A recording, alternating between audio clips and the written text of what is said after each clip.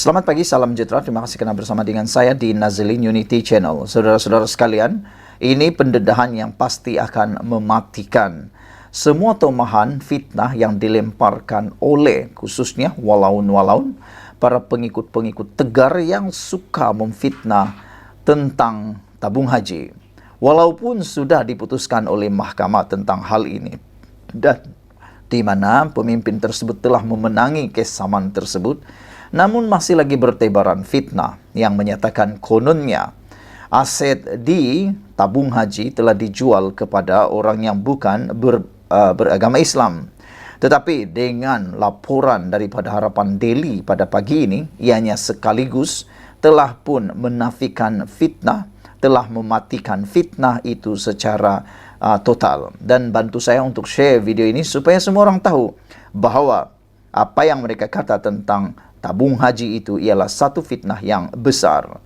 Dengan tajuk aset tabung haji terbukti tidak dijual kepada bukan Islam, pas nyata tabur fitnah.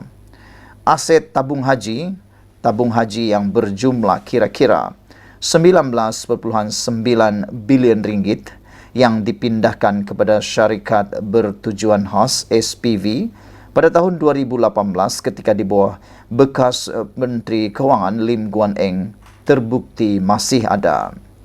Pemulangan semula aset tabung haji seperti diumum Perdana Menteri Datuk Seri Anwar Ibrahim merangkap Menteri Kewangan juga.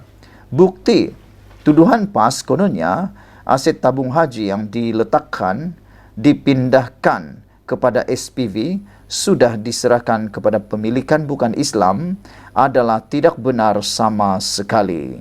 Saudara-saudara sekalian, dengan pengumuman daripada Datuk Seri Anwar Ibrahim ini, maka kita boleh sahkan bahawa aset tabung haji masih dimiliki oleh tabung haji dan tidak seperti yang disebarkan, difitnahkan.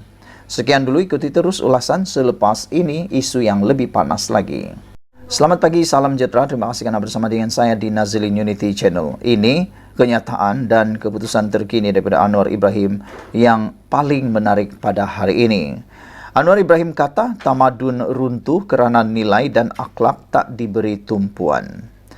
Kejayaan sesebuah tamadun merupakan hasil pemimpin yang mempunyai hati nurani yang bersih dan tidak hanya bergantung kepada kerangka ekonomi, sosial, pendidikan dan teknologi, kata Perdana Menteri Anwar Ibrahim. Anwar berkata tanpa ciri itu pada pemimpin, sesebuah tamadun akan runtuh sekiranya soal nilai dan akhlak tidak diberi tumpuan dalam agenda pembangunan tamadun. Dalam dunia moden dan teknologi maju, kena ada nilai dan akhlak. Tamadun yang runtuh bukan sebab ekonomi atau sosial, tetapi kerana tiada nilai dan akhlak. Sebab itu tata kelola rosak, kata Anwar Ibrahim lagi.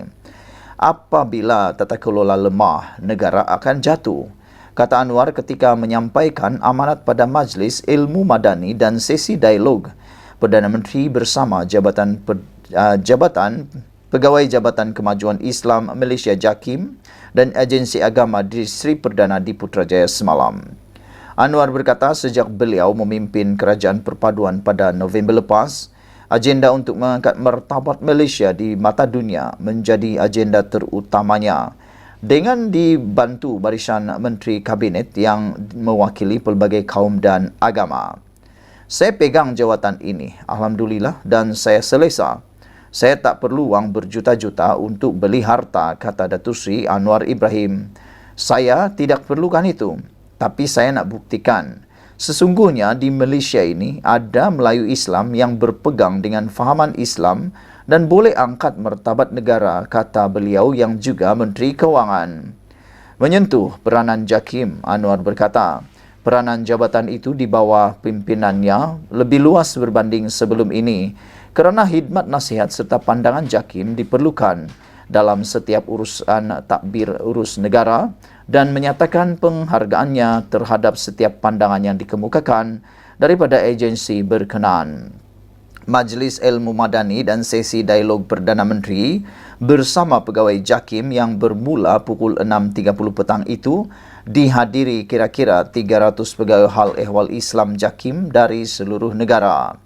Hadirin turut bersolat maghrib berjemaah yang diimamkan oleh Imam Masjid Sultan Mizan Zainal Abidin Zulkifli Adimun, disusuli dengan bacaan doa dan tausiah atau nasihat yang disampaikan oleh Mufti Wilayah Persekutuan Datuk Profesor Madya Dr. Lukman Abdullah, dan kemudiannya mereka menunaikan solat isyak secara berjemaah. Majlis ilmu sedemikian diadakan secara berkala di seri perdana kediaman rasmi Perdana Menteri sejak diperkenalkan Anwar pada 22 Disember 2022 dengan pengisian tausiah yang disampaikan ulama terkenal dari dalam dan luar negara serta solat secara berjemaah. Antara ulama yang pernah menyampaikan ceramah di majlis berkenan ialah Imam Besar Masjid Al-Aqsa Sheikh Dr. Ekrima Sabri, ulama dari United Kingdom Sheikh Ahmed Muhammad Saad Al-Maliki Al-Azhari Al-Hassani, dan ulama dari Gambia Sheikh Muhammad Haidara Al-Jilani. Sekian dulu untuk kali ini. Jangan lupa tinggalkan komen anda. Sila tekan butang subscribe. Malaysia kita punya, kita jaga sama-sama, cintai Malaysiaku. Kita jumpa lagi. Bye-bye. Selamat pagi, salam sejahtera. Terima kasih kerana bersama dengan saya di Nazilin Unity Channel. Kita baru-baru ini digemparkan dengan pendedahan daripada pihak SPRM yang mana mengatakan bahawa menantu Muhyiddin Yassin telah pun keluar negara dan dianggap sebagai melarikan diri. Sehingga ini menimbulkan polemik besar yang mana ia melibatkan Interpol. Ada banyak kata bahawa beliau dipaksa dipaksa pulang tetapi tak mahu dan tak lagi pulang-pulang. Walaupun menantu Muhyiddin sudah menafikan dan menyatakan bahawa beliau bukan melarikan diri, tetapi beliau melaksanakan tugasan di sana dan akan pulang bila tiba waktunya. Namun SPRM mengklasifikasikannya sebagai melarikan diri kerana tak pulang apabila dikehendaki. Dan menantu Muhyiddin kata dia akan pulang kalau dia tidak didakwa dan tidak ada penyalahgunaan keadilan, kata beliau lagi. Oleh sebab itu, kita digemparkan sekali lagi daripada Harapan Daily dengan keputusan terkini berkaitan dengan Muhyiddin Yassin apabila notis merah Interpol untuk menantu Muhyiddin sedang dilengkapkan. Makna kata, memang sah kalau notis merah Interpol ini telah selesai diisi, maka Interpol ataupun polis antarabangsa boleh menangkap menantu Muhyiddin ini pada bila-bila masa jika mereka temui kalau notis Interpol, merah Interpol ini telah pun selesai dilengkapkan. Permohonan notis merah Interpol ke atas dua individu termasuk menantu bekas Perdana Menteri Tan Sri Muhyiddin Yassin, Datuk Seri Muhammad Adlan Berhan, masih dalam proses dilengkapkan.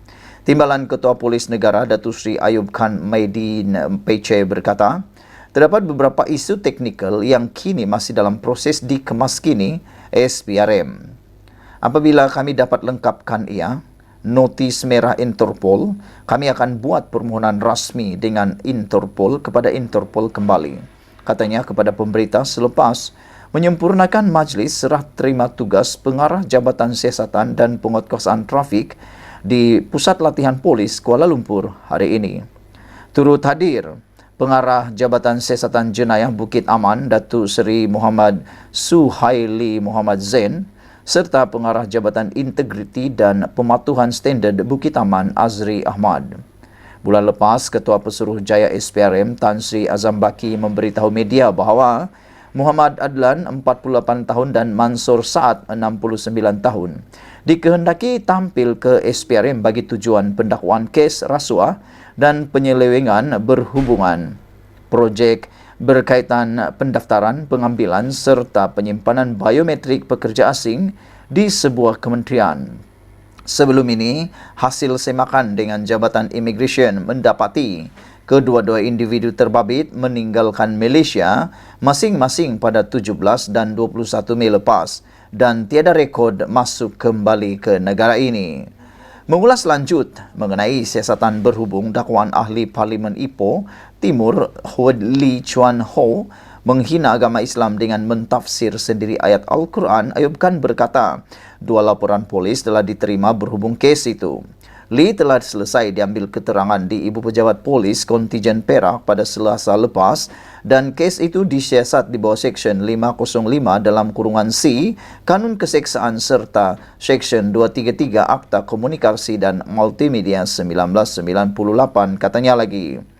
Sebelum ini, Lee memohon maaf secara terbuka atas tindakannya memetik ayat Al-Quran dalam satu video di laman media sosialnya baru-baru ini dan menjelaskan bahawa dia sama sekali tidak berniat menyentuh sensitiviti masyarakat Islam. Mengenai perkembangan siasatan dakwaan, kes gangguan seksual dan fitnah membabitkan pendakwa bebas serta pempengaruh media sosial De Mondi Tato, Ayub Khan berkata setakat ini 10 individu telah selesai memberi keterangan dan beberapa individu lagi akan dipanggil. Sekian dulu untuk kali ini. Jangan lupa tinggalkan komen anda, sila tekan butang subscribe. Malaysia kita punya, kita jaga sama-sama, cintai Malaysiaku. Bye-bye.